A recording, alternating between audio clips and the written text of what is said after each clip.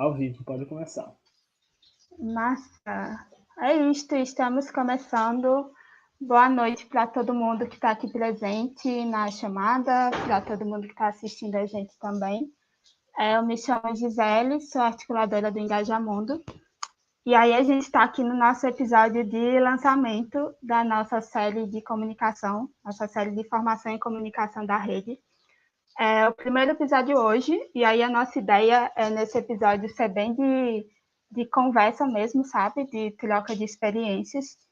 E aí nesse encontro inicial a gente quer trazer esse formato de trazer experiências falando sobre comunicação, de impacto social, de como mobilizar para causas, pensando em diferentes contextos e diferentes realidades de cada uma das pessoas e cada uma das formas que a gente atua também.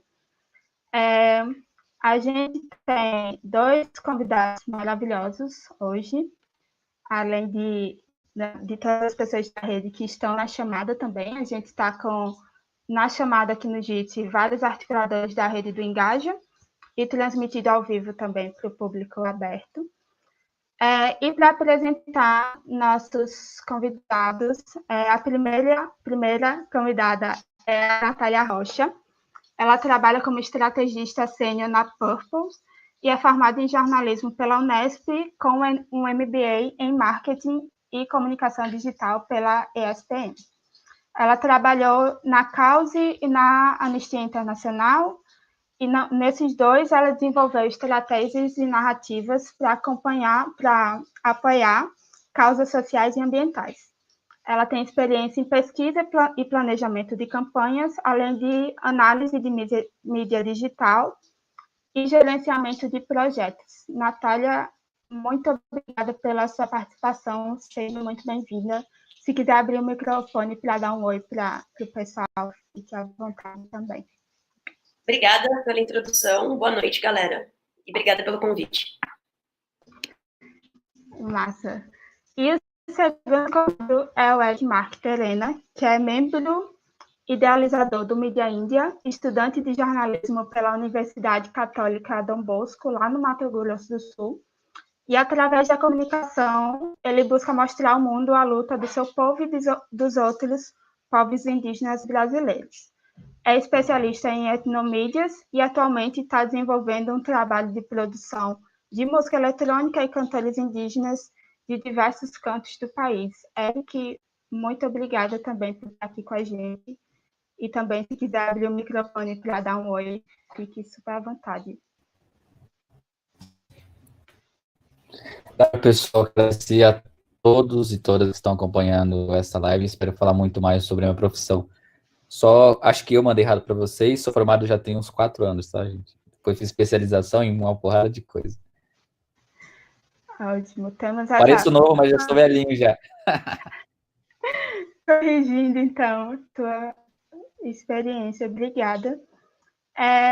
E para começar, a gente começa com Kinda, nossa coordenadora maravilhosa, membro do CF, que é o nosso comitê facilitador da rede do Engaja, que também é responsável pela comunicação da nossa rede, entre várias outras milhões de demandas, né, amiga?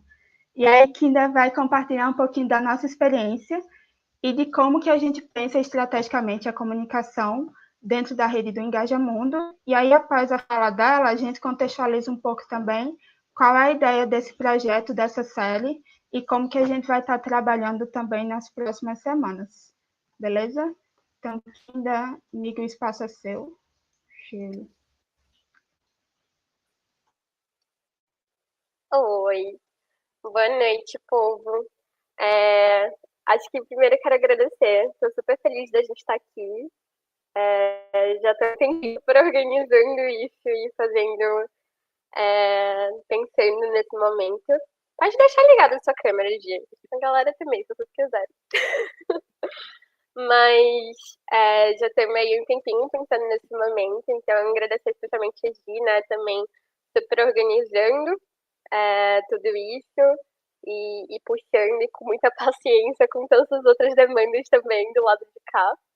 E agradecer também a Natália e o Eric estamos super felizes, né, de a gente pensar num momento desse de formação e aí a gente saber que a gente tem referências de juventude especializadas nisso e muito mais coisas, assim, que vai vir nos próximos tempos. Então, meu super agradecimento aqui já. Acho que eu tô vindo mais para trazer um contexto mesmo do porquê, né, da gente discutir comunicação e estruturar melhor essa comunicação enquanto engaja o mundo. Acho que a gente sempre teve muito isso forte, né, enquanto funcionamento e pilar mesmo. Então, e aí pensando nessa comunicação realmente como uma estratégia da gente potencializar nossas lutas. Então, a gente, o advocacy, né, é um desses nossos pilares da organização. E aí a gente tem falado isso há muito tempo, né? Tipo, não sei, acho que aqui provavelmente aqui todo mundo já passou pela formação de advocacy do Engaja, mas acho que também trazendo um contextinho aí para a Nath e o Eric, que é isso, né? A gente tem essa formação interna que é muito nesse sentido de tentar simplificar o assunto, tornar isso mais comum para outros jovens também, trazer isso para o nosso dia. Então, como fazer isso se tornar realmente uma ferramenta para a gente conseguir fazer mais coisas mesmo nossas áreas e temas socioambientais. Então, a gente vê, né, nesse escopo de advocacy e aí tentando influenciar, apoiar uma causa, a gente, né, dentro desse grande guarda-chuva, a gente enxerga aí tanto o lobby, né, que a gente fala que é o lobby do bem, o ativismo sendo uma marca muito forte do Engaja, mas a comunicação também como uma dessas estratégias muito forte. Então, acho que a gente tem trabalhado desde o início com essa comunicação, mas acho que é uma coisa legal de pontuar, né? Eu acho que até pela extensão da nossa rede, os momentos de formação em comunicação acabaram sempre sendo um pouco mais específicos. Então, acho que muito mais em conferências que a gente trabalha isso, né? Quando a gente vai para conferências, a gente sempre tem o time de lobby, de ativismo e de comunicação, então acaba sendo uma formação interna. E aí também pensando outro momento forte que a gente está vendo isso ser muito bem estruturado é também no Engaja na Amazônia. E aí a gente teve agora, começou, né, o primeiro ciclo e agora no segundo ciclo que teve início nesse iníciozinho de ano agora em 2019, lá em Xingu, a gente teve, né, tanto uma abertura muito linda, com mais de 60 pessoas indígenas e jovens, assim, e aí também tivemos lá a abertura com a Raoni e tudo mais. Mas aí a gente teve esse momento de formação de comunicação e que foi muito lindo, né? Foi muito potente. Então a gente estava com o Léo Otero, e aí é muito legal ver os desdobramentos disso e como já vai dando, enfim, né? Vai vindo coisas nesse decorrer. Então, em abril, eles lançaram a juventude que tinha sido formada, estava lançando seu primeiro vídeo filmado por eles mesmos e falando, né, esse manifesto da juventude de Ujá. Então, acho que é muito legal ver isso, né, que eu acho que é um intuito que a gente sempre teve enquanto Engaja Mundo, a juventude falando por ela, e aí a gente acho que isso tem uma beleza muito grande, né? Então, a gente tá falando disso, então também vamos deixar a juventude indígena falar por ela mesma, a juventude preta falar por ela mesma. Então, acho que é também especializar para a gente conseguir cada vez mais fazer isso com uma potência maior. E aí, acho que outro espaço, né, que eu falei das conferências, é a COP, tá aqui em peso. Mas acho que a COP é outro espaço, assim, que eu acho que a gente talvez não conseguisse cumprir nosso objetivo se não fosse a comunicação, né? Ao menos no meu ver, tipo, eu estive na minha primeira agora no último ano, e aí o que a gente sente é muito isso, né? A gente tá ali fazendo coisas incríveis, então falando realmente para os tomadores de decisão, tentando influir no que está acontecendo nas negociações, fazendo ativismo para chamar atenção mesmo e as atenções, mas se a gente não conseguisse, não tivesse comunicando, o que eu sinto muito é isso, né? Que a gente não estaria conseguindo alcançar os outros jovens. Então, por mais que a gente esteja crescendo nas delegações, a gente sabe que nunca vai conseguir levar o tanto de jovem que a gente gostaria para esses espaços. Mas é isso, acho que quando a gente toma a comunicação como um ponto importante nelas, a gente está tentando trazer esse sentimento de sim, se minha amiga Karina, que está aqui nessa chamada, pode sentar lá de ministro Salles e falar poucas e boas, sabe? Eu que estou aqui também posso entrar, incidir nos meus espaços de decisão, ocupar mesmo, falar, porque é isso, né? A gente tem que dizer, e acho que é tirar um pouco desse sentimento de também hierarquias, então trazer para mais pessoas essa possibilidade mesmo de estar nos seus espaços de fazendo, incidindo de verdade.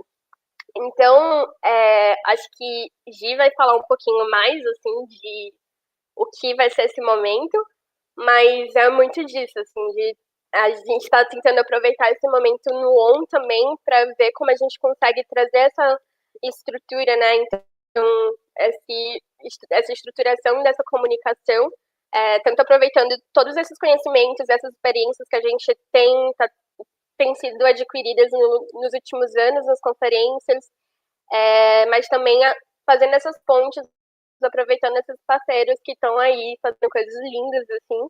Então, acho que é esse momento para a gente aproveitar realmente o ON, para quando a gente sair dessa pandemia, a gente está muito mais também capacitado, muito mais forte, para poder estar fazendo muito mais coisa. Então, acho que a gente sabe que quando tudo isso passar, a gente vai ter essa necessidade, né, de ocupar muito mais ainda os espaços e as ruas e tudo mais, mas também, não só o off, mas acho que também o on, né, a gente está vendo todas as pessoas invadindo esse espaço, ocupando muito conteúdo, então também como a gente consegue estruturar essa produção para que ela consiga realmente atender o propósito que a gente tem enquanto instituição. E aí é isso, né? Acho que a gente tem um tipo inteiro, jovens do Brasil inteiro, com N realidades. Hoje a gente tem, tipo, enquanto tecnologia, muito mais acesso, e acho que a gente está tentando fazer um pouquinho aqui também tentar disseminar, dividir, compartilhar essas ferramentas também que já existem, para a gente conseguir realmente fazer muito mais coisa. E aí, acho que é uma coisa também que a gente vai estar trabalhando no decorrer desse se entender comunicador. Então, entender que todo mundo, acho que cada pessoa que está aqui é a melhor pessoa para falar com seus círculos, né? Então, tipo, cada pessoa é a melhor pessoa, sabe como falar, como alcançar, como influenciar, como se entender mesmo nessa conversa. Então, acho que é, tipo, potencializar isso, esses comunicadores que estão nessa rede incrível, e colocar que todo mundo tem, sim, algo para dizer, para dividir, para ensinar. Então, acho que a gente vai conseguir, após isso, fazer isso com muito mais força, né? Acho que tanto para a gente fazer enquanto tentar incidir nesses processos locais, mas também fazer denúncia, né? A gente sabe que acho que do que a gente teve também eu estava pensando esses dias, assim, também com a questão de George Floyd, né? Tipo, não sei se o que fez esse incêndio acontecer tanto, incêndio também simbolicamente falando, mas acho que não foi tanto não só a morte, né? Então, tipo, porque a gente sabe que isso acontece, tipo, a todo momento aqui no Brasil também. Então, mas é o fato dele ter sido registrado, ter sido noticiado, que fez as pessoas se aproximarem, se sensibilizarem e algumas quererem também se aproximar e fazer alguma coisa por isso. Então, acho que é isso. Acho que é também a gente entender como a gente consegue usar essa ferramenta mesmo para tornar as pessoas mais perto e tá tanto incidindo em política pública, mas também mobilizando para as nossas causas. Então, acho que eu vou deixar aqui com nossos convidados e deixar essa reflexão, assim. Acho que não vai ser hoje o momento, mas acho que também esse é o grande intuito, né? A gente, durante todo esse ciclo de formação, a gente está pensando, ouvindo tudo que vocês vão trazer para a gente, e a gente pensando como a gente pode realmente potencializar essa comunicação, tanto na nossa rede, mas também no nosso dia a dia, pessoalmente e tudo mais. Então é isso. Obrigada, estou ansiosa aqui. Ótimo, obrigada, amiga, por compartilhar e por dar essa contextualizada inicial, de pensar, né, como que a gente trabalha a comunicação na rede, porque pensando no que a gente já teve nesses anos de experiência, tudo que a gente já construiu, que a gente teve não teve a ideia de como que a gente pode potencializar mais o que a gente já faz, como que a gente pode pensar em outras estratégias, outros caminhos, para estar falando sobre as causas que a gente defende em vários territórios, em várias frentes de atuação, né? E aí, pensando também no momento da nossa rede, que a gente já tem várias coisas que já foram construídas nesses anos de engajamento, mas também tem várias iniciativas novas que estão surgindo na rede, como que a gente consegue pensar em um momento para estar falando sobre comunicação, para estar trazendo esses diálogos que são super importantes, dando suporte para isso que já existe, mas ao mesmo tempo não sendo uma sobrecarga a mais para os nossos articuladores de ter, tipo, mais uma reunião, mais um projeto e tal.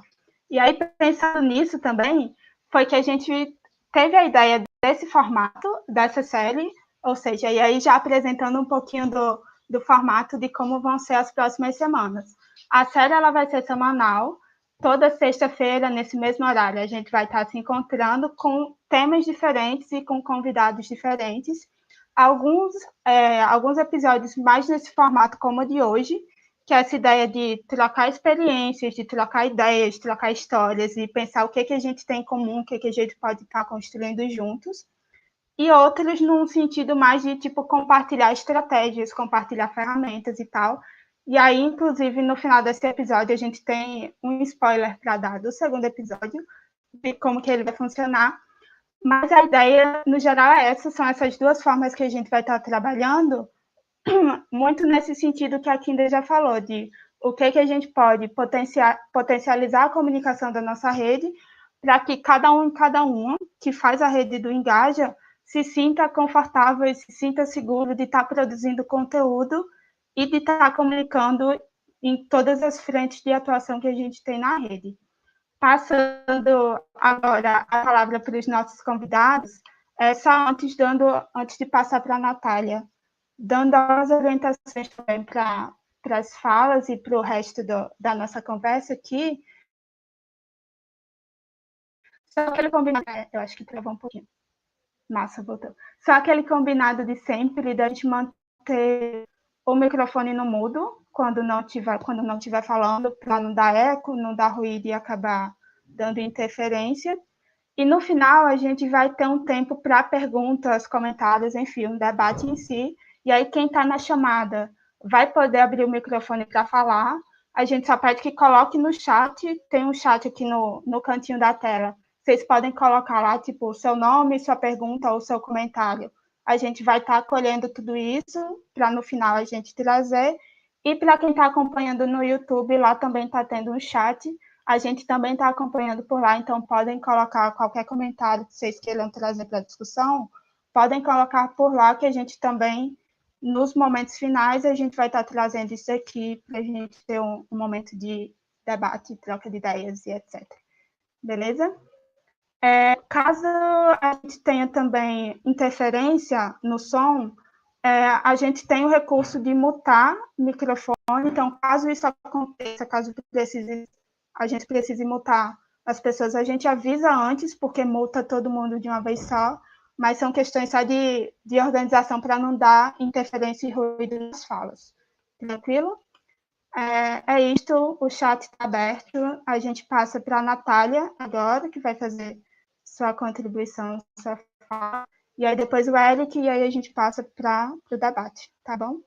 Natália, o espaço é seu, fica à vontade. Obrigada. Eu trouxe uma apresentação breve, a ideia é mais introduzir um pouco da forma como a Purpose pensa a campanha e dos trabalhos que a gente tem feito. Mas antes de compartilhar a tela com vocês, eu queria só fazer coro com a fala da Kinda, porque eu acho bastante importante que a gente sempre reforce qual que é o papel da comunicação e o quanto a comunicação não deveria ser tomada como algo puramente ferramental. Comunicação é uma ferramenta estratégica, é uma ferramenta de incidência, a comunicação está dentro do advocacy e ela faz parte dos processos de transformação sociais. Acho que o exemplo que a gente tem agora com as mobilizações, tanto do Black Lives Matter lá nos Estados Unidos, mas com o Vidas Pretas Importam aqui no Brasil, acho que é uma prova do potencial disso, e do quanto tanto organizações, mas também coletivos de mídia, como a própria mídia índia, tem ajudado a construir contranarrativas que, de algum modo, provocam transformação. E vocês veem minha tela?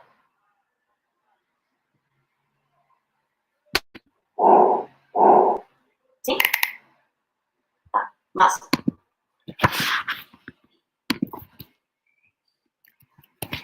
A ideia aqui era trazer um pouquinho de como que a gente vem trabalhando com comunicação na Purpose, e aí, quando a gente fala de comunicação, isso está sempre muito atrelado a campanhas de engajamento para gerar impacto. E aí, para que a gente possa passar por isso, eu queria só trazer um pouquinho de como que a gente entende movimentos e qual que é a relação deles com campanhas. Então, movimentos para a gente são atividades coletivas de larga escala, normalmente destinadas a gerar alguma mudança específica na sociedade. E aí a gente coloca dentro desse frame, com as campanhas embaixo, conteúdo criativo e ações, para que a gente mostre que movimentos normalmente são coisas realmente de longo prazo e de larga escala, que envolvem uma série de campanhas e uma série de ações para que a gente realmente consiga gerar a transformação que a gente quer. E para que isso aconteça, é necessário que a gente tenha vários atores e instituições trabalhando em torno de um objetivo comum, para que a gente consiga construir algum tipo de base social para realmente poder ter alguma transformação. E a gente acha que a forma de construir essa base é a partir de campanhas. E aí, quando a gente vai pensar em campanha, para a gente, 3 aspectos são fundamentais. Primeiro, o tipo de mudança que a gente quer gerar com essa campanha, e aí dentro desses tipos de mudança, a gente tem 4 classificações. Então, mudanças de percepção, de comportamento, de política e de infraestrutura. Depois disso, a gente define qual que é o tipo de campanha que a gente quer promover. E aí, entre os tipos de campanha, a gente tem de awareness, mobilização pública, advocacy e mudança de comportamento. Lógico que essas coisas, de algum modo, elas podem, e frequentemente elas vão casar e vão dialogar, não necessariamente uma campanha vai ser especificamente só de um tipo. E aí, definindo esses 2 fatores e também tendo em vista quais são os atores que a gente quer influenciar, a gente constrói uma teoria da mudança que possa nortear os esforços dessa campanha. E aí, para não ficar algo muito teórico, muito abstrato, eu trouxe aqui um exemplo da campanha contra a MP 910. Só dando um pouquinho de contexto, a medida provisória 910 foi editada em dezembro do ano passado. Ela foi apelidada pelo setor ambiental de MP da grilagem, provavelmente vocês conhecem, mas só dando um pouco de contexto para quem não. E ela basicamente legalizava a invasão de terras públicas e o desmatamento. E aí, essa campanha, a Purpose participou de todas as etapas dela, desde a estrategização, mas também a execução e articulação de parceiros. Mas acho que um ponto que é interessante, importante de reforçar aqui, é que ela foi uma campanha feita a muitas mãos, e isso foi um componente fundamental para que a gente realmente conseguisse ter o resultado positivo que a gente teve. Essa é a teoria da mudança que orientou os esforços dessa campanha. Então, se criarmos uma campanha que gera engajamento em torno dos riscos que a MP representa para a Amazônia e para os interesses dos brasileiros, então conseguiremos mobilizar organizações, cidadãos e formadores de opinião a influenciar o debate público, gerando um cenário em que os parlamentares se sintam coagidos a se posicionar contra a proposta. Então, essa campanha, ela envolveu muito algo que dentro da Purpose a gente chama de political cover, que é a ideia da gente combinar diferentes táticas e estratégias de mobilização identificar janelas de oportunidade para incidência, para que a gente consiga criar um cenário favorável para que tomadores de decisão se sintam mais confortáveis, seguros ou mesmo coagidos a apoiar determinada causa ou movimento. E aí, grosso modo, a gente pode dividir essa campanha em 3 etapas, que em vários momentos aconteceram de maneira simultânea, mas acho que marcam um pouquinho as diferentes táticas que a gente foi usando. Que foram permeadas por algumas dessas táticas que a gente cita aqui. Então, teve muito de mobilização social, ativação de parcerias, incidência política direta e pressão via eleitorado, testes de mensagens e segmentação de audiências, mapeamento de influenciadores e construção de mensagem-chave e monitoramento de parlamentares. E aí, nessa última etapa, eu queria só fazer um reforço dessa parte de monitoramento, porque essa campanha envolveu um diálogo muito intenso e frequente entre os times de políticas públicas e comunicação e engajamento. Isso foi bem importante para que a gente pudesse ir avaliando dia a dia quais eram as mudanças no cenário político para que a gente pudesse ir ajustando o tom e as mensagens da campanha. E aí, como primeira etapa, a gente teve essa de awareness, foi o momento em que a gente começou a explicar um pouquinho o que é grilagem, porque não é algo de senso comum, assim, acho que é um termo que a gente usa muito entre as organizações, sobretudo do setor ambiental, e a gente precisava, de algum modo, contar o que era isso para as pessoas e quais eram os riscos envolvidos na MP 910. Foi também nesse momento que a gente fez o setup de uma das principais ferramentas de pressão, que foi essa landing page Saudão da Amazônia, a partir da qual as pessoas podiam mandar e-mail para os parlamentares, pressionando-os a dizer MP 910 não. E também foi um momento em que a gente organizou um pouco o que seria a articulação entre as organizações. Então, a gente começou a criar várias peças que eram divididas e compartilhadas entre todos, e a gente também começou aqui um rodízio de publicações entre as organizações. Então, cada dia uma delas postava alguma coisa, e aí as outras compartilhavam esse material. A outra etapa é essa de incidência direta e indireta, a gente também chamou de cyber advocacy, e aí dentro da incidência direta, a gente fez um mapeamento de diferentes tipos de parlamentares, então, parlamentares que a gente pode classificar mais como parceiros ou aliados, que já defendiam a agenda que a gente estava propondo, parlamentares de centro ou mais neutros e algumas lideranças partidárias estratégicas que a gente precisaria incidir para poder gerar a mudança que a gente queria. A partir desse mapeamento, a gente criou mensagens específicas para cada um desses parlamentares e a gente começou, entre todas as organizações, postar essas mensagens, principalmente no Twitter, marcando esses parlamentares. Então, a ideia aqui era fazer uma pressão direta mesmo e, de algum modo, expor o parlamentar para que ele se sentisse coagido a se posicionar.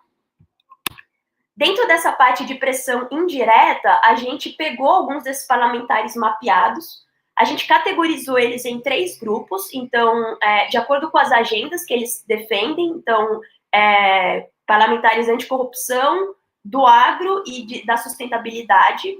E aí, a partir dessas agendas defendidas por cada um deles, a gente criou segmentações baseadas em interesses relacionados a essa pauta e cruzou isso com segmentação geográfica para poder pegar eleitores nas cidades em que cada um desses parlamentares tinha sido mais votado, para que a gente realmente conseguisse ir direto na base desses parlamentares mapeados. E aí, como última etapa, essa de mobilização pública, aqui foi o momento em que a gente realmente conseguiu criar aquela cobertura política para poder incidir no cenário político. Aqui foi o momento em que a gente recalibrou o tom e a narrativa da campanha. A gente começou a usar essa mensagem MP 910 é crime e associar a medida a várias das ilegalidades e negligências que vinham acontecendo desde o começo do ano dentro da agenda ambiental. Isso foi bem importante para a gente poder mostrar e tangibilizar, de algum modo, quais eram os riscos envolvidos na MP. E foi a partir daí que as mensagens da campanha elas deixaram de ser algo só das organizações e elas realmente tomaram um caráter mais massivo. Então, a gente teve várias celebridades, influenciadores compartilhando as mensagens da campanha, e a gente também teve várias pessoas indo, não só tweetando e colocando MP 910 não, mas também indo nos perfis de algumas das lideranças partidárias e cobrando eles para que eles também se posicionassem. A ponto de vários dos parlamentares terem bloqueado a parte de comentários nas mídias sociais deles. E aí, como resultado dessa campanha, para além do fato mais tangível e mais expressivo da gente ter conseguido fazer com que a MP não fosse votada, aqui estão alguns dos principais resultados que a gente teve com essa mobilização e que ajudaram a gente a criar essa cobertura política que conseguiu influenciar no cenário político.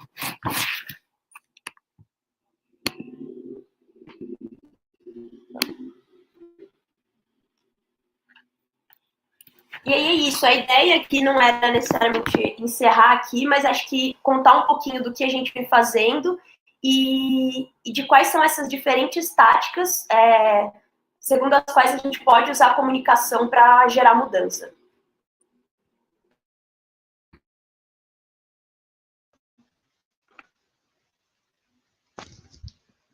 Oi. Vocês me escutam bem? Me escutam. Massa, Nath, muito obrigada pela tua fala, e foi ótimo que você trouxe como exemplo prático isso da MP, né? Porque foi uma coisa também bem presente na rede do Engaja. Nesse período a gente conversou bastante sobre isso, a gente teve reuniões de GTs sobre isso, a gente participou também da campanha, mas é uma visão diferente que a gente tem quando tem esse raio-x, né, de como foi todo o planejamento até chegar ao final.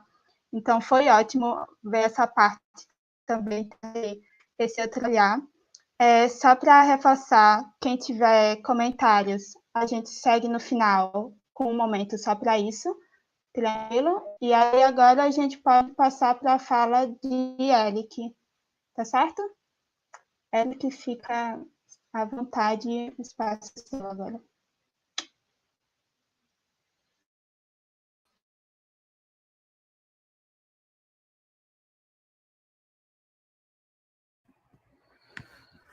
Boa noite. Como é que vão vocês? Bom, vamos lá. Eu vou compartilhar aqui, vou tentar, na verdade, né, ver se vocês conseguem enxergar a minha janela do MediaInd. Dá um ok aí, pessoal. Agora foi. Perfeito. Olha só, você viu como as coisas vão funcionar, quando elas têm que funcionar, elas funcionam. Bom, gente, eu sou o Eric, sou do Povo Terena, né? Sou graduado em jornalismo, especialista atualmente em sound design, atuo na MediaInd desde a sua fundação. E de lá para cá eu tenho desenvolvido um trabalho de comunicação junto com mais 10 jovens indígenas que trabalham com comunicação em seus territórios. Comunicação indígena da MediaInd começou em 2017, porém a gente exerce um trabalho aí de comunicador indígena desde muito antes, né, desde muito jovem. E a MediaInd ela se realizou, né, muito tempo depois, por conta da necessidade de fazer uma junção dos comunicadores indígenas, tendo em vista o grande número, né, de meios de comunicação que hoje em dia são usados pertencentes a grandes políticos, a grandes pessoas que têm dinheiro e usam da comunicação apenas para fim próprio. E no Brasil a gente tem justamente, né, a mídia vinculada ao poder político, né, desde 1808, né, o ano da vinda da coroa portuguesa ao território brasileiro. E de lá para cá a gente vem sendo invisibilizado enquanto população indígena. Hoje a rede conta com mais de 100, começou com 10, hoje estamos com mais de 100 comunicadores indígenas vinculados à mídia índia, e que trabalham desde podcast, fazendo documentários, fazendo arte design, arte gráfica, que servem para a gente poder dar auxílio e ser mais um braço das nossas organizações. Hoje somos membro da APIB, né, um braço da APIB, da Articulação dos Povos Indígenas do Brasil, tendo em vista que a nossa equipe é formada por comunicadores que contemplam as organizações de base da APIB, que é Conselho do Povo Terena, que é Conselho Atiguaçu, Apoime, Arpim Sul, Arpim Sudeste, assim como outras organizações da região amazônica, por exemplo, a COIAB. E a gente atua justamente dentro das assembleias do Legislativo, do Executivo, do Judiciário. A gente trabalha na produção de conteúdos em combate à criminalização das nossas lideranças indígenas, justamente porque muito tempo atrás a gente via a criminalização do nosso povo na imprensa, né? Só falava de indígena, e ainda até hoje só fala de indígena, quando é algo ruim, algo péssimo para a sociedade, né? E diante disso, dessa situação toda, a gente tem sofrido muitos ataques, tanto de forma física, territorial, dos nossos territórios, e também de forma digital, né? Tivemos o primeiro acampamento Terra Livre em 2020, devido à pandemia da Covid-19, e já não bastasse os ataques que acontecem dentro dos territórios, nós tivemos muitos hacks, muitos robôs, né, que interferiram diretamente nessas apresentações de GTs, participações de lideranças, mas a gente envolveu durante todo esse ATL muita cultura, muita estratégia, falamos sobre políticas públicas, saúde, e é a primeira vez que um evento indígena é realizado apenas por indígenas, desde a sua consolidação de produção, a cobertura de transmissão, a cobertura fotográfica digital, a articulação e produção foram feitas toda pela mídia índia e também pela juventude que integram a APIB. E hoje a gente tem um projeto de formação que se iniciou em 2019, que durante 2019 e 20, que é o período de um ano, a gente tinha como objetivo formar uma rede de comunicação descentralizada, que a partir daí a gente respeitaria a especificidade de cada povo, ou seja, as organizações indicavam seus jovens para fazer a conexão com a comunicação, esse primeiro contato, e a partir daí a gente poder formar as nossas redes de comunicação. E é daí que surgem os 100 comunicadores que hoje colaboram com a mídia índia. E de lá para cá a gente possibilitou, né, uma formação de troca e compartilhamento. Povos que a gente não conhecia e povos que não conheciam a comunicação tiveram esse primeiro contato, de lá para cá fizeram uma grande campanha para o seu próprio povo de fortalecer a comunicação. Isso mudou totalmente a visão de comunicação e liderança. E hoje a gente vem desenvolvendo um trabalho de formação digital devido à pandemia, né? Mas a gente, desde 2017, tem feito de forma independente a atuação dentro do acampamento Terra Livre, dentro das mobilizações de base, né? Os conselhos, as assembleias que acontecem nas aldeias, e de lá para cá a gente vem se fortalecendo. E a gente conta com muitos colaboradores, né?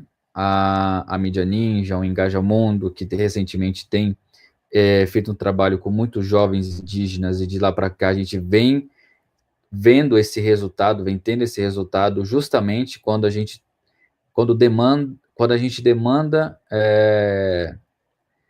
demanda embates, né? Então, diante dessa situação toda, a gente vê muitos jovens ativistas trabalharem na rede social por meio dos seus canais de YouTube, fazendo vídeos, fazendo podcast, fazendo atos, né, em frente ao Congresso, em frente a órgãos que são importantes, são órgãos que são parte desse processo de decisão. E o jovem, eu costumo sempre falar, né, que dentro dessa atividade de formação, muitos se depararam na situação de que o jovem, ele desde muito jovem, desde muito criança, na verdade, é um membro participante da sociedade indígena. Então, a gente não nasce aprendendo ativismo, a gente não nasce aprendendo militância, a gente nasce lutando pelos nossos direitos. Desde muito criança, a criança vai para a roça, participa da lavoura, participa dos momentos culturais. Então, chegou a um ponto que a gente já não estava realizando oficina. A gente estava compartilhando e entendendo como que cada povo se organiza e se comunica. A partir daí, a gente teve que reestruturar a mídia índia e hoje a gente trabalha totalmente em rede. E a nossa comunicação de base, né, temos referências na região sul, na região norte, na região nordeste, centro-oeste. Cada região tem sua própria organização hoje, de base e referência da mídia índia, onde eles produzem os seus documentários, né, a exemplo disso, a própria Covid-19, onde eles produzem filmes, podcasts de orientação para a comunidade e produzem da comunidade para o público externo, a fim de garantir a visibilidade para o seu povo, né? Devido a toda essa situação, hoje a gente está enfrentando um grande problema que antes a gente poderia sair de corpo e comunidade para reivindicar seus direitos, e hoje não, a gente não consegue fazer isso. Infelizmente, nosso povo está todo retido dentro das comunidades, sem poder sair, justamente por causa dessa situação que vem acontecendo. Então, as vivências nas oficinas foram muito importantes, né, e a gente definiu depois as estratégias, né, e saindo um pouco dessa parte histórica e explicativa da mídia índia, a gente criou um fluxograma de cobertura para vários meios e possíveis coberturas. A gente tem uma equipe de cobertura da mídia índia que funciona localmente, temos a equipe de transmissão, que é uma equipe que funciona em tempo real, que tem como responsabilidade toda essa atividade pela internet, uma equipe que faz a campanha de perto com as mobilizações, fazendo foto, vídeo dentro das comunidades e também nos grandes atos dentro do Congresso Nacional. Todos esses dados nossos, eles são disponibilizados para a própria comunidade, arquivados. Muitas comunidades usam esses conteúdos para ajudarem na educação escolar indígena, tendo em vista a necessidade de uma escola, né, dentro da aldeia, e dentro dessa escola ter a necessidade de falar sobre pautas indígenas. Então, todo esse conteúdo está disponível para a população indígena, para usarem de forma didática. E falando em forma didática, nós temos uma frente de designers indígenas constituída nos últimos 2 anos que produzem as nossas artes gráficas e que servem para conteúdo midiático e de educação pela internet.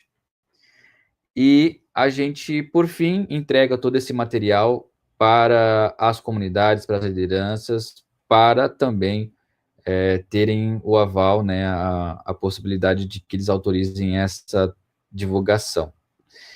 E encaminhando já, né, para essa breve apresentação da mídia índia, a gente usa ferramentas digitais, de vídeo, de celular, e algumas campanhas, né, nossas desenvolvidas desses últimos 2 anos fazer engajamentos pelas redes sociais, fazer e dar apoio para as publicações científicas que antes não tinham, né? Então, muitos pesquisadores indígenas que tinham as suas pesquisas de graduação, de mestrado e doutorado e pós-doutorado, e a gente pode afirmar isso, hoje nós indígenas temos muitos pesquisadores, e incentivamos diretamente a essas publicações, né? E ajudando na parte de diagramação, apuração das informações, fazendo consulta, fazendo uma análise de publicação pós e antes de toda a revista científica. Essa que está aparecendo para vocês é a Vucapanavó, que é uma revista indígena terena, científica, que faz publicações em torno das pesquisas dentro das comunidades feitas por indígenas. Recentemente, a PIB fez um chamado para pesquisadores indígenas a nível nacional, do qual a gente está atuando ainda, né, está em fase de execução, e também denúncias, né, um exemplo aqui é a invasão da terra indígena Oroé ao Uauau, em Rondônia, e onde várias lideranças usam o nosso meio de comunicação como forma de intermédio com os meios de comunicação já tradicionais, e também os órgãos de justiça que utilizam as nossas ferramentas judicialmente também para assegurarem o direito das nossas populações. Algumas campanhas, né, a Greve Geral, Abril Vermelho, Acampamento Terra Livre, as vaquinhas que estão acontecendo. E falando e finalizando, né, falando sobre essa concentração dos meios de comunicação, hoje a gente não soma nem 1% dentro das redações existentes no Brasil, muito menos internacional.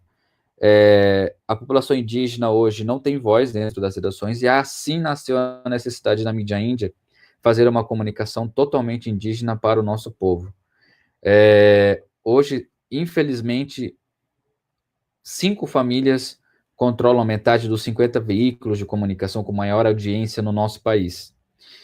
É um cenário ilegal, já que, né, o parágrafo 5º do artigo 220 da Constituição afirma que os meios de comunicação não podem, direta ou indiretamente, ser objeto de monopólio ou oligopólio, quando uma ou poucas empresas controlam o mercado.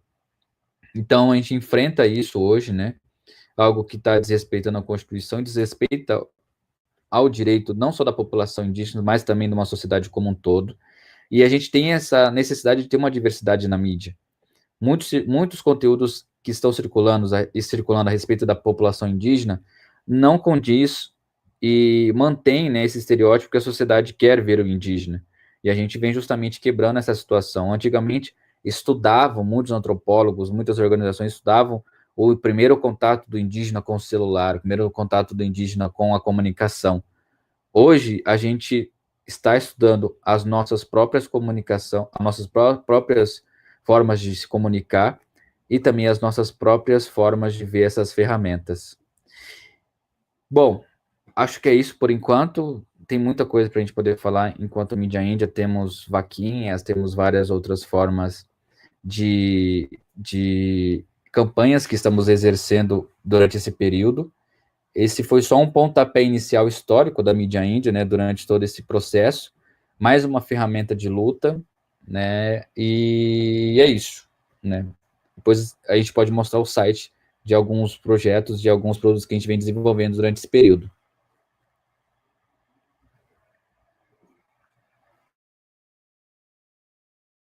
Massa, muito obrigada, Eric, por compartilhar com a gente. É super importante, né? Tipo, mostrar como que impacto social, na verdade, tem diferentes frentes, né? Tipo, são inúmeras. Você mostrou, por exemplo, mídia índia que atua desde dessa tentativa de diálogo com essas mídias mais tradicionais até uma atuação mais voltada em território, e aí dá para a gente ter uma noção de como trabalhar com comunicação voltada assim, para a mobilização de casos, para impacto social, é um universo gigantesco, né? Que também traz desafios enormes. Agora a gente vai, para quem está aqui na chamada, quem tiver comentários, contribuições, fica à vontade, a gente vai organizar, intercalar um pouquinho dos comentários aqui do pessoal da chamada com algumas perguntas que tem no YouTube. Quem, por acaso, não conseguir falar no microfone, coloca no chat seu nome, coloca a pergunta que a gente traz aqui para a discussão. Mas quem tiver com o microfone pode se sentir à vontade, pode abrir o microfone, pode falar, beleza? Eu vi que Paloma tem uma pergunta que já colocou no chat, então é isso, pode começar. Lá vem a Paloma. Óbvio, é para você, acertou. Eric, eu queria me apresentar, né? Eu sou Paloma, sou atual coordenadora do GT de Clima do Engajamundo. Prazer, todos. Eu queria perguntar, Eric, quais têm sido assim as maiores dificuldades que vocês têm encontrado com a galera na base, assim, porque eu sei que vocês fazem várias formações com eles, estão nesse contato, mas, assim, queria saber como é que vocês se relacionam com essas redes, tipo a rede Wayuri, e quais as dificuldades vocês têm encontrado, assim, tipo, enfim, geral. Tá. Bom, a dificuldade, eu acho que a gente não tem porque a gente se relaciona parente com parente, né? A única diferença que a gente tem é o modo de ver comunicação de cada povo, né? Que não chega a ser uma dificuldade, chega a ser uma solução para a gente. Muito povo tem uma diferença, a gente chega com métodos, com campanhas, vamos unir ao Congresso, vamos unir com organizações, métodos lá são eficazes, mas quando você chega numa roda de conversa, numa fogueira, sentado, conversando com lideranças jovens, você vê, poxa, não é bem aí não. O que eles têm para contribuir com a gente? Qual é o método que funciona para a comunidade interna de organização para a gente poder auxiliar? Então, geralmente, a Mídia Índia faz 10 dias. Esse é um método nosso, né? A gente chega, conversa, vive, faz parte desse meio, porque a gente é parente, mas a gente quer conversar muito antes para poder ter esse pequeno espaço de diálogo, né? Quando a gente encurta esses espaços entre nossos povos, a gente vê que a ideia e a necessidade é a mesma. Mas quando a gente vai falar de métodos, aí a gente tem que ouvir eles, ao contrário. As lideranças falam, parente, nós precisamos fazer isso, fazer aquilo. Nós temos a necessidade hoje, porque na Amazônia, nós trabalhamos com rádio, aí você vem dar uma oficina de mídia. Opa, aí temos um problema. Aí sim é um problema que entra na parte técnica. Mas aí a própria população vem com uma solução, né? Poxa, vocês não precisam fazer uma produção de um site, mas vocês podem fazer uma rádio. Mas que tipo de conteúdo de rádio? A gente pode transformar os conteúdos de mídia também em rádio, fazer radionovelas, que tratam sobre esse enfrentamento de nós, populações indígenas, enquanto contexto de desenvolvimento, algo que é estabelecido pelo Estado atualmente, né? Quais são os impactos, quais são as necessidades do povo. E a gente está vivendo isso agora justamente por conta da pandemia, né? Digitalmente não está funcionando. Funciona a gente gravar um podcast, mandar para o parente que está na cidade, está num pendrive, mandar esse pendrive, não mandar a pessoa, por barco para chegar até a comunidade, pega esse pendrive, faz a limpeza desse pendrive, põe no computadorzinho pequeno, no notebook que o parente tem ali, e transmite na sua rádio comunitária. Né? Isso é um meio de solução vinda, não estabelecidas pela mídia índia, mas de necessidade dessa comunidade, que hoje está passando por momentos muito difíceis. Acho que esse é um meio, né, que explica bastante, né, essa situação. Nem tudo é ferramenta, nem todo projeto precisa dar uma câmera fotográfica, mas você ensinar isso por meio desse compartilhamento, esse diálogo, a comunidade a pensar comunicação, a exercer comunicação, faz muito mais sentido do qualquer método que a mídia índia chegue e coloque.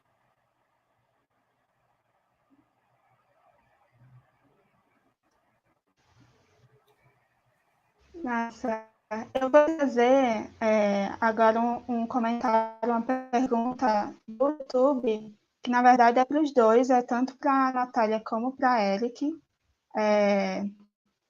no sentido de saber o que vocês sentem que podemos fazer para que a juventude possa tanto se sentir mais empoderada em comunicar suas causas, como qualificar cada vez mais essa produção.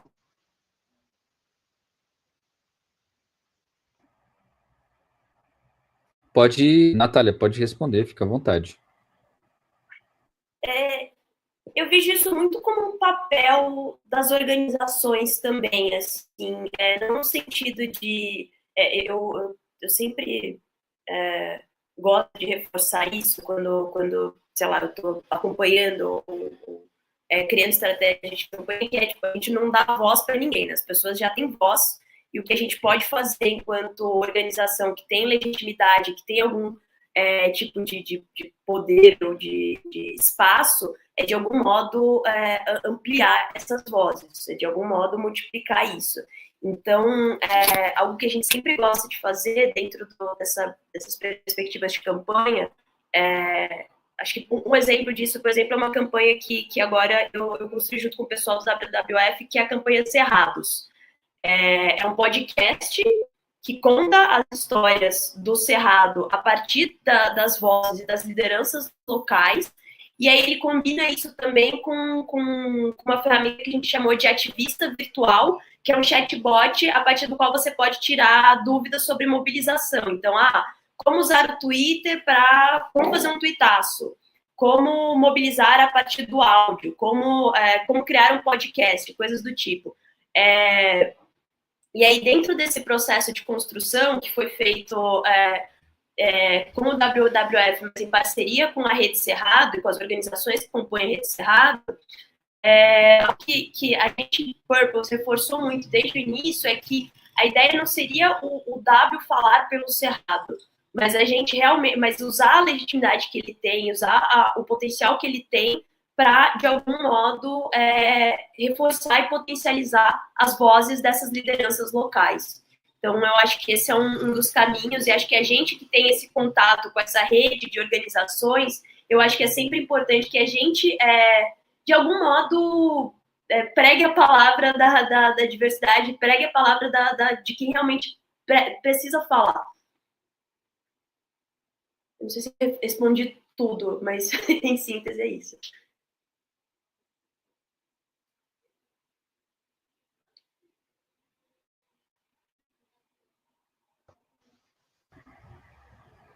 Natália, você pode repetir a pergunta para mim?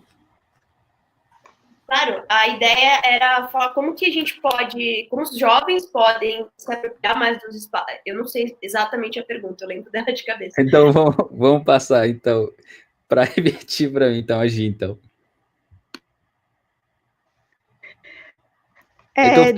Eu fiquei vidrado no que a Natália estava falando. Eu falei, caraca, que massa. Eu esqueci a pergunta. Tá justificado mesmo, porque foi maravilhoso. A pergunta é o que é que vocês sentem que a gente pode fazer para que a juventude possa tanto se sentir mais empoderada em comunicar suas causas, como qualificar cada vez mais a produção. Legal, legal. Esse é um desafio que as organizações de base, as nossas sociedades passam, né? A juventude hoje tem muito contato com a rede, tem muito acesso à internet, né, em algumas comunidades. Outras têm uma liberdade, né, de ter a sua liberdade de curtir a sua juventude, mas também tem a sua responsabilidade dentro da sociedade. Gosto de citar exemplo, por exemplo, na aldeia Cocama, fiz um documentário lá, ano passado, e é engraçado como a criança, acho que eu tenho até uma foto aqui, eu vou compartilhar com você aqui, eu explico essa foto, fica mais fácil de entender, vamos lá. A criança, ela nasce, né, participando dos grandes momentos da comunidade, né, como eu tinha dito. Mas essa criança, ela vai tendo o seu espaço de liberdade futuramente, né? Ó, vou até compartilhar aqui com vocês. Então, ela sabe dos momentos dela de participação. Então, ela sabe quando é o momento dela de trabalhar enquanto militante. Ó, essa imagem aqui que eu uso para uma referência fotográfica de oficina. Aqui eu estou explicando o plano cinematográfico, tá? Mas essa cena aqui, quando eu gravei o vídeo, a mãe, ela não pediu para a criança ajudar ela. Não se trata de trabalho escravo, muito menos de obrigar uma criança. Mas ela se sente, nesse trabalho, uma brincadeira, né? É o que a gente, quando estuda a criança e a construção da sua identidade indígena, a gente consegue entender que a criança brinca participando desses momentos de decisão da sua própria comunidade. Ela vai na roça, é uma viagem para ela, um momento de brincar para ela. Ela vai nos manifestos, nas manifestações, nos atos, e aquilo ali para ela é um processo de educação. Então, hoje, o que a gente precisa entender é que o indígena, para a gente indígena, nós nascemos atuante, militante, fazendo parte de um processo, né, de construção de identidade, mas essa construção acontece dentro da nossa própria comunidade, nossa família. Para o jovem acessar essas redes, esse novo olhar do mundo, né, para que eles participem pela luta pelo clima, que é o que eles já fazem diariamente, dentro das próprias aldeias, no cuidado com os mais velhos, no cuidado com o meio ambiente, no cuidado com o solo, é entender que o que eles fazem é importante para o mundo. Não são ferramentas que vão transformar um jovem indígena em um ativista. Ele já é. Mas às vezes ele não entende que o que ele faz é importante para o mundo. E essa desinformação que não chega pela televisão está chegando pelas nossas organizações. Né? O Engaja, a Mídia Índia, a Mídia Ninja, a Purple, a PIB, a COIAB, isso são organizações que estão levando um olhar diferente para esse jovem indígena. E aí você vê, a partir desse momento, as organizações e os jovens estarem mais atuantes na luta pelo clima, como foi na COP, no ano passado, na Marcha pelo Clima em Nova York, né? Estive nesses 2 momentos enquanto comunicador indígena, mas vi muita gente mais jovem, de 18, 19 anos, estarem ali à frente, porque entenderam que o papel dele dentro da comunidade indígena também pode ser o papel de outro jovem. E essa troca de experiências, desde muito jovem, se faz necessário mostrar que o indígena tem um papel importante e que os jovens do outro lado também entendam que cuidar das populações indígenas é cuidar do meio ambiente, é cuidar da saúde e aprender as maneiras e o modo de vida de nós indígenas como uma forma de vida, uma forma de cuidado com a mãe terra.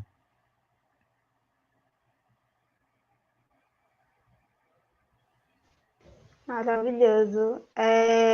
Kinda, eu acho que tinha uma pergunta também. Se eu tiver com áudio funcionando, pode falar. Qualquer coisa, me dá um alô que eu falo sua pergunta. Foi aqui? Boa. Não, eu queria escutar um pouquinho de vocês, como foi o processo de descoberta enquanto comunicadores. Acho que é isso, né? Viver em Engajamundo tá estritamente ligado a se aventurar nessa comunicação e testar, mesmo que a gente não tenha super experiências. Mas acho que é uma coisa que eu sinto, assim, desde o início no núcleo, assim, né? Aqui no núcleo de Feira de Santana, que é de onde eu venho, e tudo mais. Então, nesse processo, eu sempre senti muito isso, né? O quanto também, e aí acho que falando especificamente também, principalmente para meninas negras, eu acho, mas ouvir também a realidade e como isso é para vocês. Mas essa dificuldade mesmo também, né? De se colocar, de querer fazer isso, por mais que as pessoas fossem referências pra gente nessa luta, nesse desenvolvimento, nessas articulações e mobilizações, assim. Então, acho que eu queria ouvir um pouquinho de vocês, dessa também trajetória, descoberta pessoal e, enfim.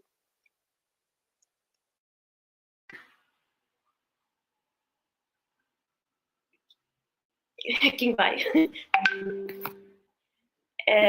Bom, eu acho que eu posso falar. Eu acho essa pergunta bem interessante, porque, se eu não me engano, no passado eu tive uma conversa com uma pessoa com quem eu trabalhava, que gosto muito, admiro muito profissionalmente, e eu estava contando de vários momentos em que eu estava ali, eu tinha criado um plano de campanha, eu confiava naquilo que eu estava fazendo, mas eu estava ali na frente de, sei lá, várias pessoas brancas muito mais velhas do que eu, com provavelmente 10, 15 anos de experiência, e eu falei, tem aquele momento inicial em que você sente meio, o que essa pirralha tá falando? E aí, a pessoa com quem eu tava falando, ela falou assim, cara, eu também comecei a assumir algumas responsabilidades muito nova. E assim, não se deixe intimidar, e aquilo foi muito importante para mim. Ela falou assim, não se deixe intimidar, banca aquilo que você está defendendo e vai nessa, assim, só confia que também tem muita coisa que você vai acabar aprendendo no processo. E aquilo para mim foi bem importante, algo que ficou marcado para mim. Eu só queria abrir com isso, porque acho que tem um pouco bate um pouco às vezes a síndrome do impostor, né, quando você é muito novo e está nesses espaços de decisão e de incidência.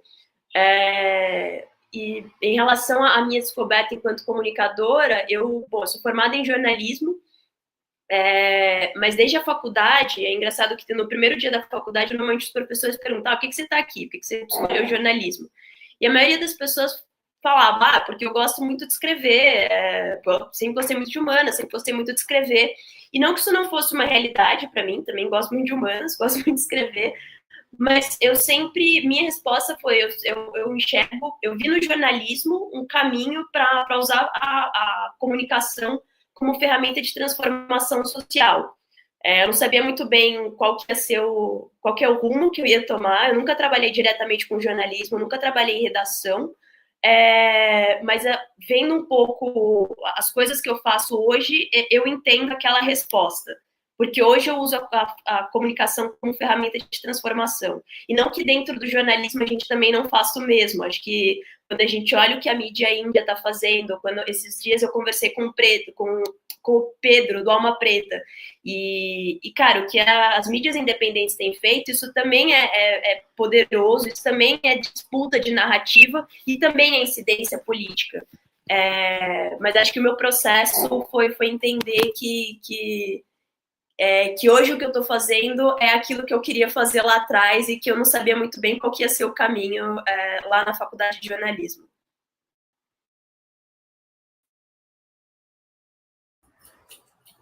Linda história, Natália. Aliás, eu tenho até... Acho que a gente tem esse choque, né, quando está na graduação. Faz parte desse choque. A gente chega... Eu cheguei, vou contar até por mim, eu cheguei falando, vou ser o próximo William Bonner agora, indígena. Então, trabalhar na Rede Globo. Beleza. Mas quando você chega na graduação, você entende a necessidade, né? E eu venho de uma formação de um projeto que se chama Rede de Saberes, mantido pela Fundação Ford, onde auxilia jovens indígenas a permanência dentro da universidade. Na minha universidade, onde eu estudei, tivemos muitas desistências por anos, porque o jovem precisava ir para a cidade para poder trabalhar e também estudar. Então, tivemos várias desistências em vários cursos. E, infelizmente, essa permanência veio para ajudar a gente, né?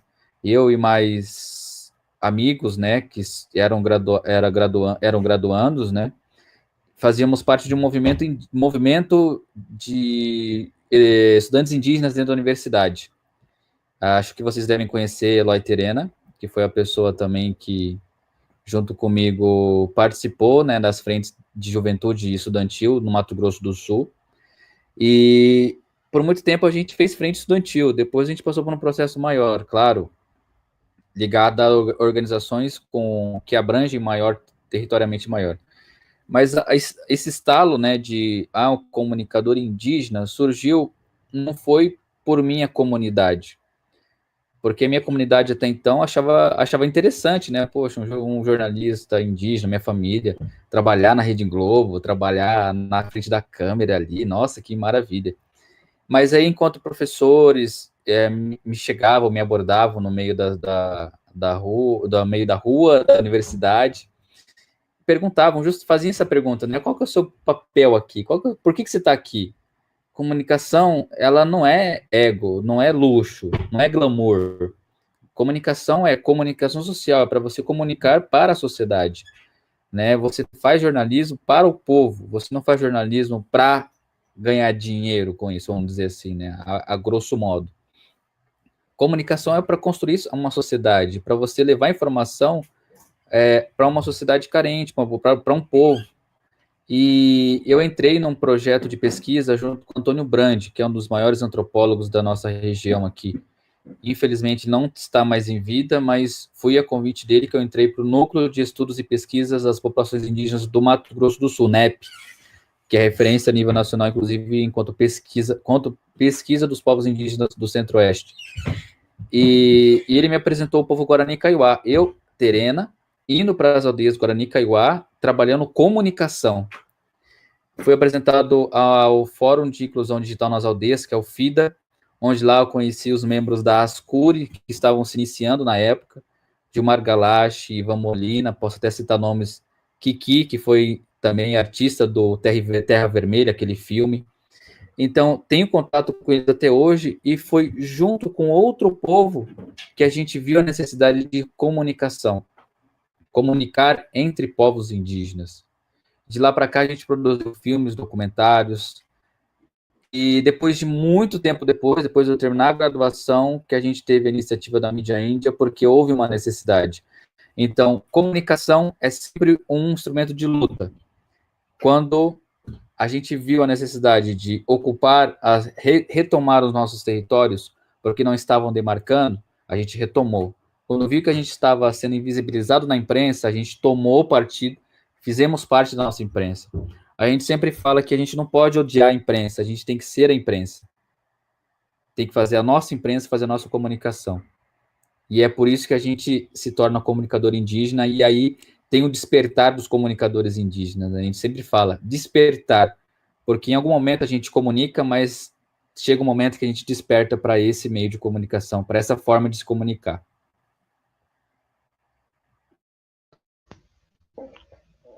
Gente, obrigada por compartilhar a história de vocês. É muito interessante, né? Ver o quanto que a história pessoal de cada um e cada um aqui quase escorreu uma lágrima lembrando das histórias, que eu nem me lembrava, mas vocês me fazem isso, gente. Isso a mídia índia não mostra. Obrigada a vocês. O Engaja mostra. Fazer nossa própria imprensa. A Ká tinha uma pergunta também. Karina, a Tati também, que está na fila das perguntas. Então, Ká, se quiser começar, fique à vontade. Oi, gente. Eu tenho duas perguntas, na verdade, uma para a Nath e uma para o Eric, mas aí eu acho que ele meio que já respondeu isso também ali na fala da Loma, mas eu posso fazer e se achar que quer complementar de alguma forma, é válido também. A pergunta para a Nath foi, primeiro, gente, parabéns pelo trabalho, assim, é o máximo. A forma parece muito claro, assim, quando vocês trazem esse plano de trabalho, então, desde o design e tudo mais, enfim, maravilhoso.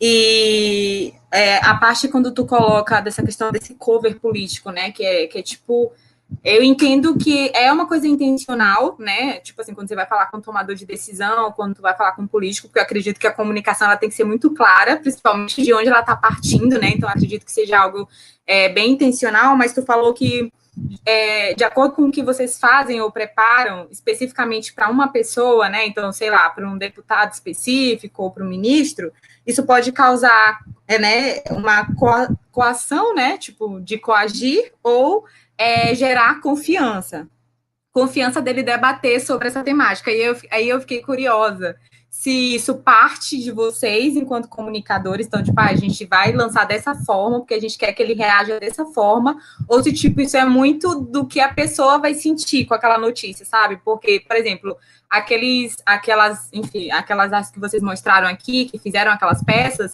tem a cara da pessoa, né? Então, intencionalmente, tu coloca lá, cara, vota não, né, e tal. Então, tu meio que tá tensionando a pessoa a se sentir, espera, vou refletir sobre isso, ou publicamente, para não me sentir muito afetado, eu vou fazer isso, né, porque tá tendo esse apelo social, mas e se a pessoa reage de outra forma? Tipo, caraca, estão me expondo, sabe? Enfim, eu sempre fico com essas dúvidas, assim, né, até porque a gente vê o resultado, e aí a gente vê os dois lados meio que falando, mas partindo do comunicador, como é isso? Vocês conseguem essa intencionalidade, esse resultado do que vocês estão querendo?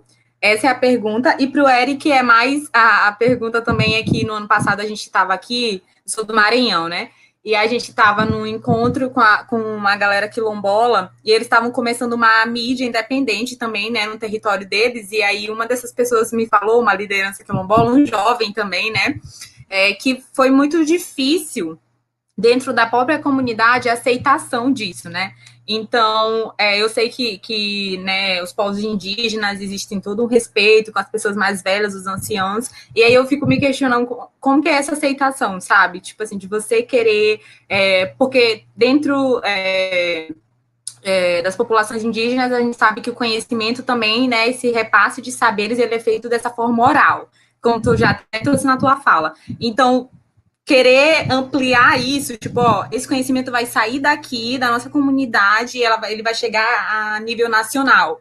Por exemplo, aqui no Maranhão, acompanha a galera, né? Tem a festa da menina moça e tal, aí teve as fotos que, inclusive, ficaram lindíssimas, que foi compartilhado lá no Mídia Índia. que sai da tua comunidade e vai abranger outros lugares. Então, como que funciona isso, assim, para a galera mais velha, de ter essa aceitação? Porque quando a gente pensa em mídia, a gente pensa muito em juventude, né? Até por esse avanço também, mas nem sempre é só a juventude, né? Também, tipo, tem esse respeito, tem essa conversa com todo mundo, mas mais para entender sobre isso, assim, se é sempre de boa, essas pessoas têm essa noção mesmo, né, que tipo assim, essa informação tá chegando muito longe. Enfim, como que é isso? A pergunta ficou enorme, mas espero que tenha dado para entender.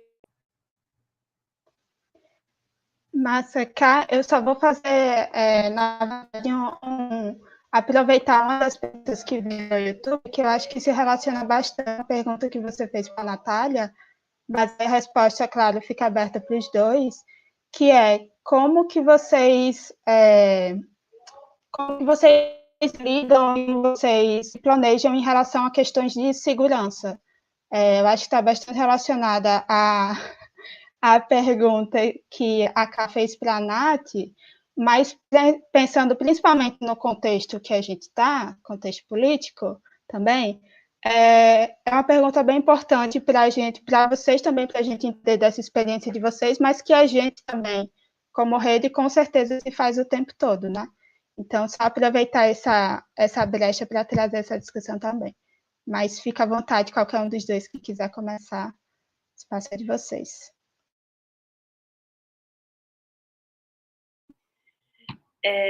Calma, vamos lá. Bom, acho que falando um pouquinho da parte intencional, né? Acho que sim, os parlamentares podem ter alguma reação que não estava prevista, não estava sendo esperada, mas acho que da nossa parte teve alguns cuidados que a gente tomou. Então, acho que primeiro, assim, explicando um pouco o processo, a gente mapeou esses parlamentares e aí dentro desse mapeamento, por exemplo, a gente não falou com nenhum que fosse evidentemente oposto. A gente não falou com ninguém, tipo, que estava defendendo a MP 910. Então, dentro desse mapeamento, primeiro a gente foi falar com parlamentares aliados, ou seja, que tipo, bom, pelo menos a galera que defende a agenda ambiental precisa estar do nosso lado e precisa se posicionar, já que eles defendem essa agenda. Então, tipo, digam algo publicamente para não ficar em cima do muro, não sejam omissos, porque a gente precisa de apoio. Depois a gente foi para o pessoal mais neutro e depois a gente também mirou em algumas lideranças partidárias estratégicas, mas também mais de centro. Gente, desculpa, tem um barulho aqui, pronto. É o iFood. Esse cuidado na hora do mapeamento para não adianta também ir para alguém que claramente não ia estar do nosso lado. Teve um cuidado também na hora de construir as mensagens, então, tanto para um lado quanto para o outro, a ideia era que a mensagem não parecesse nem um santinho eleitoral, tipo, a ideia não é... E acho que isso teve muito cuidado em relação a isso, de que as mensagens tivessem um claro apoio à causa que a gente estava defendendo, não alguma organização específica, não algum partido ou político específico. Por isso que ela, tipo, nenhuma delas tinha logo, nenhuma delas parecia, tipo, colocava o político em evidência. Então, acho que a gente tomou esse cuidado na hora da linguagem. E também nenhuma delas ia para um lado ofensivo. A gente tentou trabalhar com um constrangimento positivo, entre aspas, tipo, para não parecer também que a gente estava atacando nenhum deles. E aí, dentro desse processo, para além de postar nas redes sociais, as equipes de políticas públicas, a gente se dividia um pouco em relação a isso. As equipes de políticas públicas também estavam entrando em contato com os assessores da maior parte desses parlamentares, não para avisar, assim, mas para meio que tentar cobrir essas duas frentes. Então, para que também não fosse uma surpresa e algum deles meio que encarasse como algo negativo.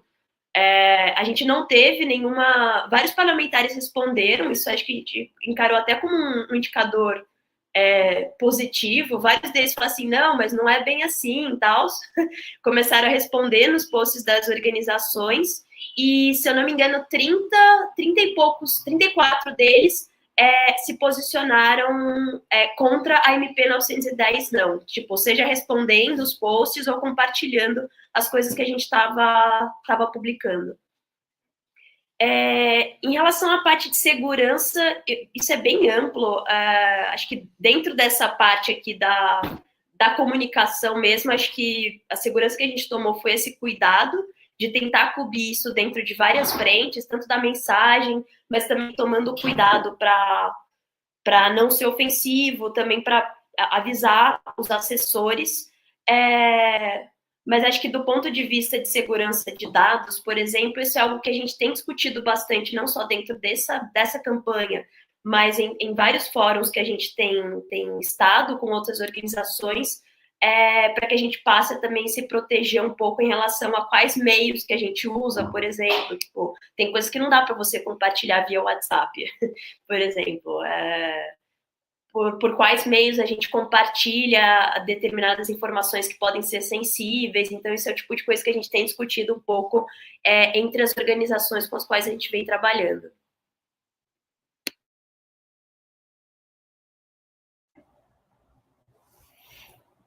Gente, respondendo, aproveitando o gancho da Natália, referente à segurança, de fato, a segurança não é estabelecida para todas as lideranças. Eu falo isso já não enquanto comunicador, mas trabalhando na assessoria junto com várias lideranças a nível Brasil.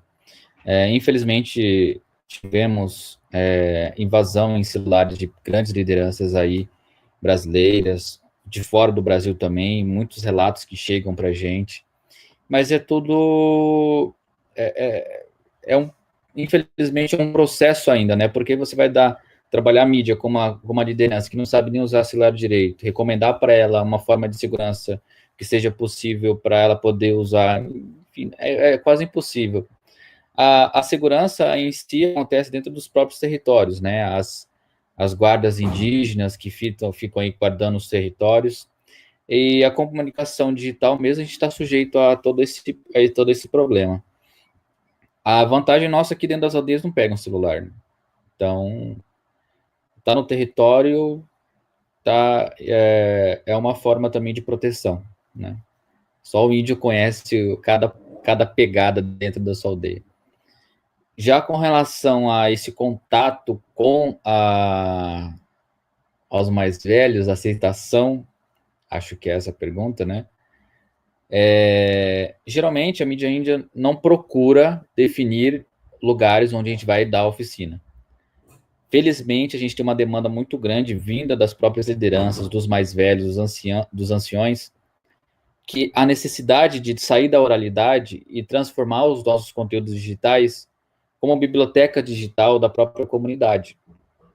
Aí volta no momento em que eu falei em que a história do abânico do povo terena. Abânico é um instrumento. Eu vou pegar aqui. Não, parei, vou terminar de falar. Depois eu mostro. Esse abânico é um abano, né, feito de folha de bocaiúva. Né, em alguns outros lugares tem outros nomes. E esse laço dele é feito e só quem sabe fazer são os mais velhos, né? Então, por meio do vídeo, uma liderança, um ancião, mostra como é que faz o processo da cestaria, como é que é o processo de fazer o vaso tradicional do povo terena. Então, em outros lugares, é da mesma forma. Eles chamam para a gente, nós estamos tendo dificuldade em manter a nossa memória viva. Então, essa necessidade faz a gente chegar até o lugar. A gente nunca, eu falo isso com convicção, que nunca tivemos problemas em aceitação. É uma necessidade quando a gente fala de parente para parente. É diferente quando um não indígena chega para fazer uma pesquisa sobre a cestaria, sobre a cultura, sobre os objetos indígenas. Aí sim é algo que as lideranças e que os anciões não gostam. Agora, quando a gente fala enquanto mídia indígena, mídia índia, os membros de uma comunidade, fica mais acessível, mais compreensível, porque a gente está falando de parente para parente, então a gente entende do contexto de cultura entre povos, né? Isso está facilitando para a gente, nosso trabalho está evoluindo, chegando a muito mais lugares que a gente nem esperava estar.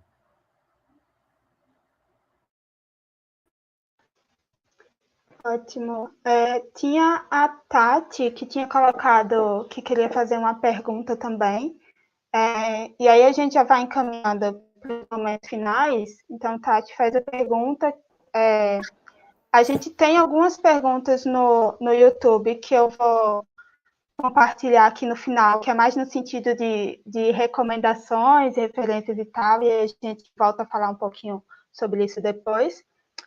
Mas, Tati, se você tiver com áudio ligado, pode abrir o microfone para falar. Tá abrindo aqui, então. Tá me ouvindo? Estamos ouvindo.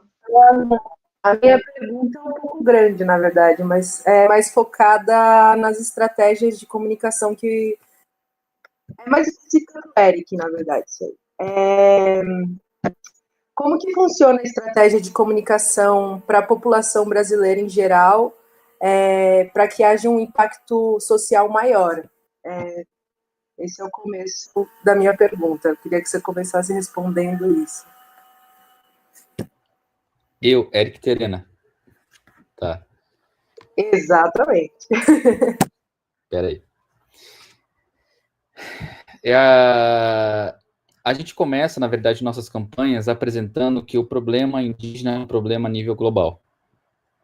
Quando a gente fala em redução de consumo, quando a gente fala em um desenvolvimento predatório estabelecido pelo Estado, é você traduzir que em São Paulo anoiteceu 3 horas da tarde por conta do incêndio que está acontecendo na Amazônia e nos territórios indígenas. Então, esse é o caminho que a gente percorre para poder ter sensibilidade. A gente não gosta de construir muros, né? A gente constrói pontes de madeira, gente. Nada, né, usado material industrial. Né? E essas pontes, né, mostram a possibilidade da população indígena apresentar que a população indígena tem um modo de vida diferente e que a sociedade como um todo vive num padrão de vida desenfreado que vive apenas para o crescimento financeiro que consecutivamente acomete ao adoecimento dessa população. Então, são esses detalhes que a população não indígena sofre e que nós também sofremos, é a ponte que a gente faz nas nossas campanhas para sensibilizar outras pessoas a nível global. Né? E a importância de manter a proteção dos territórios indígenas e das populações indígenas que fazem a guarda desses territórios. Por exemplo, o agrotóxico. As aldeias Guarani Kaiowá têm o agrotóxico como algo no dia a dia deles ali, porque passam aviões de pulverização ao lado das comunidades indígenas. Então, muitas crianças morrem cedo, muitos anciões têm câncer, doenças cancerígenas por conta desse envenenamento. Então, enquanto uns falam que o agro é pop, o agro não é pop, o agro é tóxico. E hoje, você que é não indígena, está se alimentando de um alimento que, além de ter sangue indígena, está fazendo mal para você. Então, muitas campanhas, eu posso citar a campanha Jornada Sangue Indígena Nenhuma Gota Mais, abordou isso sobre o acordo do Mercosul, que é o livre mercado de comércio, vindo dos territórios indígenas e dessas invasões. Os agrotóxicos foram necessárias e que tiveram resultados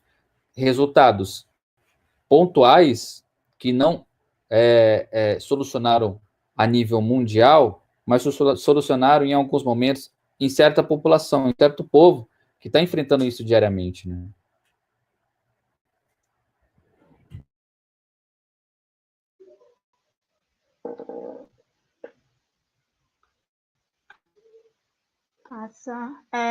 Agora, como não a gente conseguiu acertar as perguntas, na verdade tinha uma que era pedindo no sentido de referências e recomendações. Deixa eu ver se eu consigo pegar ela aqui exatamente do jeito que está escrita. na linha de formação em comunicação, quais as principais referências para um comunicador socioambiental. E aí, aproveitar isso para dizer que, na verdade, uma parte da nossa série, desse projeto de dialogar sobre comunicação, é uma biblioteca colaborativa e compartilhada que a gente está construindo. A gente já tem vários arquivos lá, a gente vai estar compartilhando, mas fica também um chamado para a Nath e para o Eric, o que vocês sentirem que faz sentido nessa ideia de referências e recomendações, especificamente no campo socioambiental, de comunicar para impacto socioambiental, e realmente no sentido de qualquer referência que vocês entendam que é importante, podem compartilhar com a gente, que a gente vai estar compartilhando com a nossa rede também. E aí, uma pergunta final, na verdade, um pedido de comentário geral para os dois. Vou sair aqui da minha posição mediadora, mas vou pedir uma pergunta também, que é, pensando nessa ideia que a gente está movendo para a gente ter cada vez articuladores mais confortáveis e mais seguros, de estar falando sobre comunicação, de estar produzindo conteúdo nos seus territórios e nas diversas frentes de atuação que a gente tem, e partindo muito da história pessoal de vocês, de como que vocês estão trabalhando todos esses anos, o que vocês deixam de recomendação para quem está começando a trabalhar nisso, porque a gente sabe que tem muitos desafios conhecendo a nossa rede, de tipo, mas eu não sou formado da área, eu não tenho experiência, eu não sei como criar conteúdo, que é basicamente o lugar comum de muitas pessoas, mas que tem essa vontade de comunicar. E aí, partindo da experiência de vocês, o que é que vocês colocariam para essas pessoas, para esses jovens especificamente?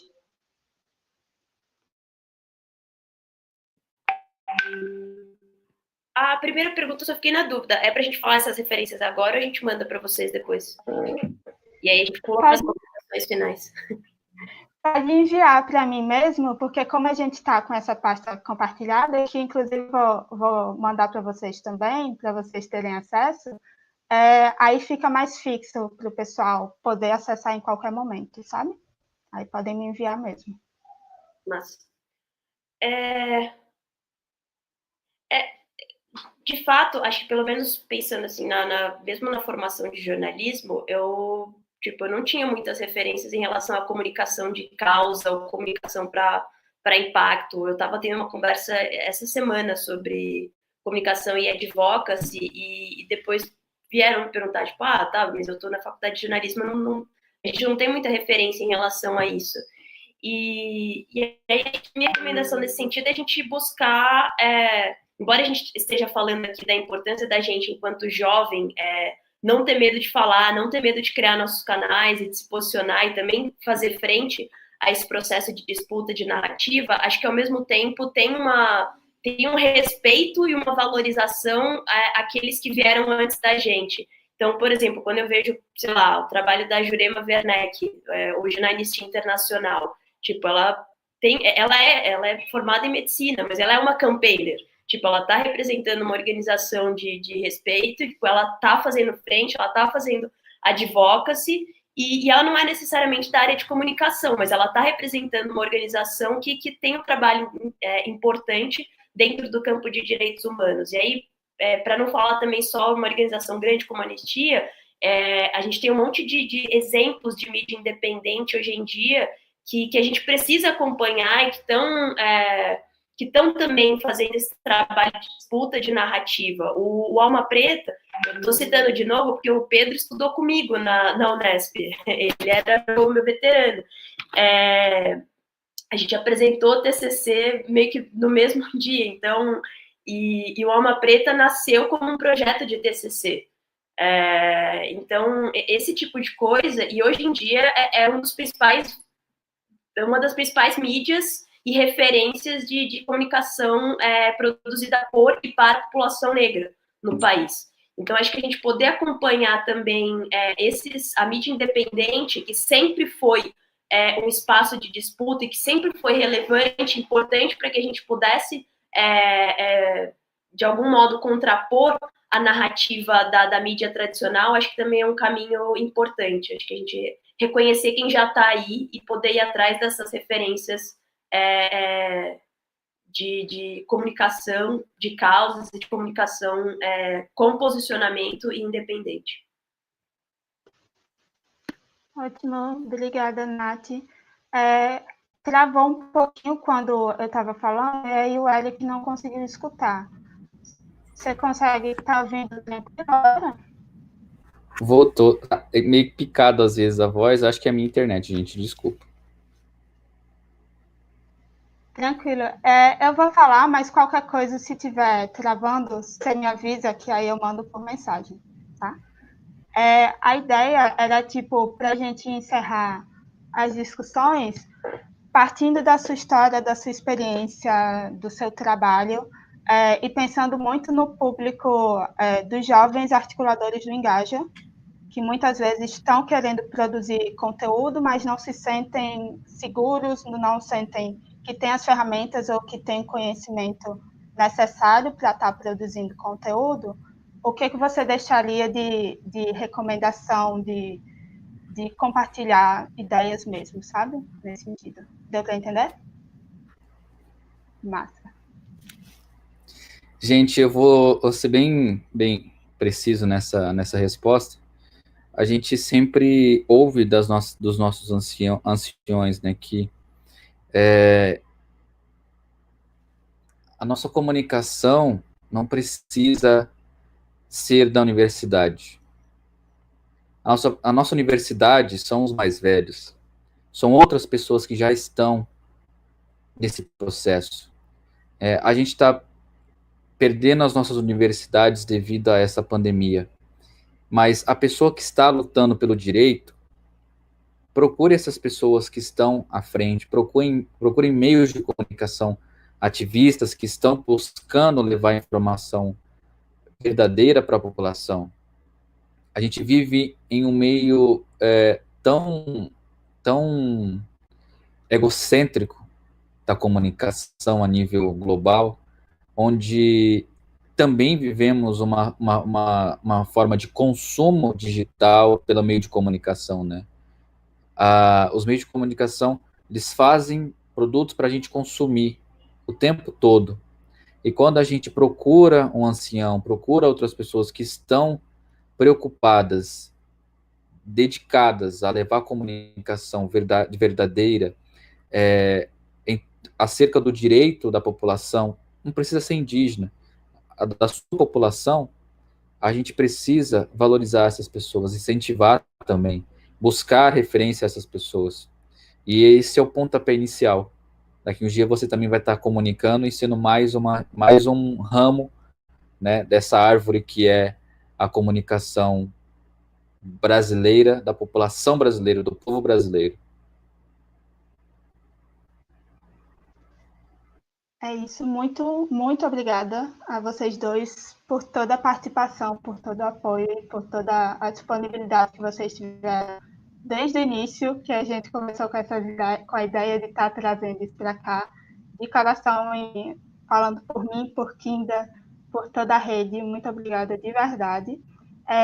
Kinda, se quiser também fazer algum comentário final, fica à vontade para falar aqui, e depois eu vou trazer um pouquinho, bem rapidinho, como é que vai ser o nosso encontro da semana que vem, para a gente estar jogando algumas ideias para a gente encerrar. E aí, Kinda, se você tiver sem áudio, qualquer coisa, só me dá um sinal que a gente resolve. Acho que agora tá. Não, estender meu agradecimento mesmo. Foi super legal escutar vocês e entender essa trajetória também. Acho que e todas as experiências, acho que também é interessante, né? Muito do que a gente também faz e alguns questionamentos. Então foi muito bom dividir isso com todo mundo. E agradecer mesmo, convidar para também vocês estarem nas próximas com a gente, que vai ser muito mara. É isso, obrigada. E aproveitando o gancho de falar dos próximos que vão ser muito massa, Trazendo um pouquinho do que vai ser nosso encontro na semana que vem. A gente teve hoje esse pontapé inicial para estar discutindo comunicação de forma bem aberta, trazendo experiências, histórias e o que a gente aprende a partir disso. E aí, semana que vem, a gente já vai ter um encontro mais voltado para a produção de conteúdo em si. Todos os episódios que a gente vai estar trazendo foram baseados naquele formulário que a gente lançou na rede no mês passado. Então, se você respondeu, seu pedido vai estar em algum momento dessa série. E aí, na semana que vem, a gente vai estar falando sobre produção de vídeo, nessa ideia de como produzir vídeos com poucos recursos, cada um no seu contexto local. Quem vai estar com a gente é o pessoal da Reconheça. Reconheça que é uma agência de produção audiovisual que trabalha produzindo campanhas de comunicação e material educativo para dar visibilidade para essas organizações que trabalham com impacto social, para pensar também num conteúdo que faz sentido para a nossa rede.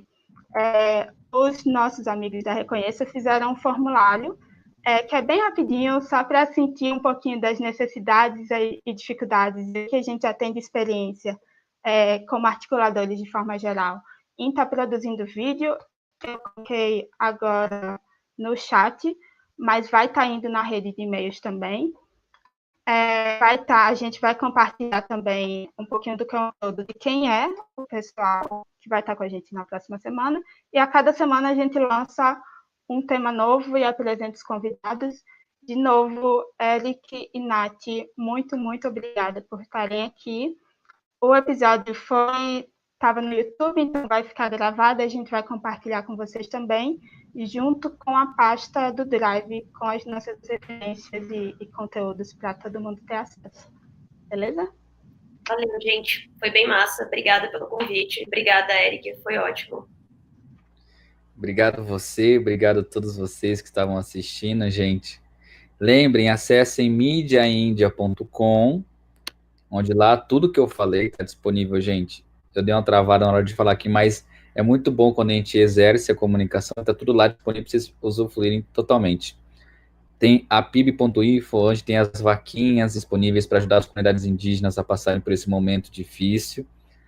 Dia 21 tem SOS Rainforest Live, vários artistas globais unidos por um único só,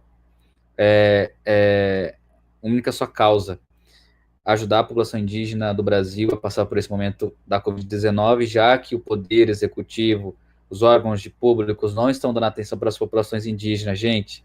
Então depende de vocês que estão assistindo, pessoas ajudarem a contribuir com o que for possível, vai ajudar para a gente também a manter a proteção dos nossos territórios. Gente, obrigado de coração, engaja. Espero em breve estar com vocês presencialmente, tá bom? Estive com algumas pessoas na COP, outros no encontro Mebengocré, no Xingu, e espero encontrar com vocês em novos territórios, em outros lugares, em novas campanhas para a gente poder unir forças. Obrigado de coração. Purples também. É isso, gente. Obrigada. Até semana que vem. Mesmo dia, mesmo horário, a gente vai estar aqui. Fechou? Paulo, pode parar a transmissão. Auê!